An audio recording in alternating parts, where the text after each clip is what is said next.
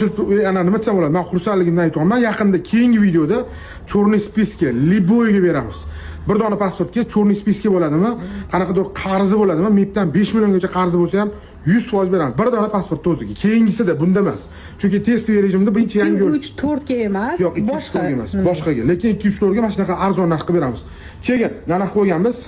Nima edi keyingisi? Parlon kravat. Bu bolalarga misol yerda yotmaslik uchun. Qayerda edi? Bormi o'zi? Men aytmaysizmi? O'zi постоянно aytasizda keyin voy hozir olib ketuvdi, qo'yib qolmadi. Kelishsin, nechta mana shunisi? 1.380 ming so'm sotilgan. Mana shu qo'yib mana. Teylari mana ochilib bemalol. Tegini ham qarang, yer chiqib ko'rinib turmaydi. Tegida realniy mana ko'rayotgan mana. Yer ko'rinib turmaydi. Mana shu ko'rayotgan ham kattaroq bo'ladi. Mana shu ko'rayotgan 1.380 ming so'm sotganmiz naqdga. Hozirda 690 ming so'mdan keladi, olib ketadi. To'lab bo'lib yo'q, bir marta to'laydi bo'ldi, shu bilan o'zini uyiga qoladi. Naqdga chegirma. Assalomu alaykum hammaga. Kecha Texnositygina reklama bo'yicha bizga chiqqanda to'xtab turaman, men o'zim boraman. Как раз o'sha og'iz ochar paytida hech kim yo'q edi, bordim. Aylanyapman, narxlarni ko'ryapman.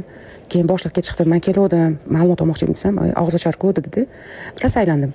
Bitta joyda nima qildimda, ana stabilizator bor, o'shani olmoqchi bo'lsam, narxi vроде qulay edi. Eng yoqadigan narsasi bilasizmi nima edi?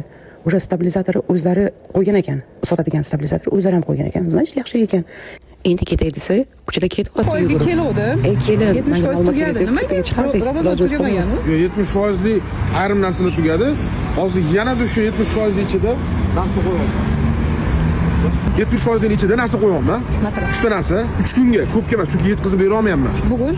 Yo'q, ikkinchidan ketadi. Tak, ikkinchi, uchinchi, to'rtinchi kunlar. Naqdga. Yo'q, to'xtang. Qaysi?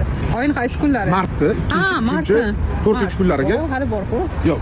Endi hozirdan reklama qilib Nima qo'yasiz? Naqdga sotilayotgan, masalan, odamlar borib turib naqd olib qo'yapti, bozordan qattiqdan. Bu topolmaydigan nereal narx qilib beraman. O'zlari solishtirib ko'rishadi. O'ylikni ko'rib qoldim. 7 millionga mana mashina deydi ishlatilganini beryapman. Ammo olib borib berish, yig'ib berish hammasi ichida beryapman. Chiqaman. 135 kilo men bu yonib sinib ketish kerak mana. 100% men ko'taryapti bu. Men olmaydi-yu boshqa. Keyingi beramiz. Narsani 100% men qo'ydik. Sizlar uchun hammasi sizlar uchun. Sizlar borsizlar, sizlar duo qilib turibsizlar, sizlar bizdan xarid qilsizlar, biz rivojlanishimiz. 3-martgacha bor, 8-martga bir aksiya bo'ladi. 8-martga bombasi bo'ladi. Javob. Keyin qaranglar. Bizdan kuzatishni davom etayotganlar, ikkita kanal uchun ham katta 3 ta sovg'a tekinga. Shunda lazim bilasizlar, hamma ham opachalar lazim qiladi. Mana xuddi shunaqa lazim qilaman, javob. 3 ta sovg'a tekin. Like, podpiska bosib qo'yasizlar yangiliklar uz kanaliga. Podpiska bo'lasizlar, like bosasizlar. Xullas, undan qo'yiladigan anaqalariga, videolariga ham ko'rib, tomosha qilib, istoriyalar qilib turasizlar. Biz sizlarga 3 ta hech kim oxirigacha ko'rmaydi. Baribir shu gapingizni hech kim eshitmaydi, ko'rasiz. 100% eshitishadi, mana kommentariyaga yozib ketishadi, ishonmasangiz javobga.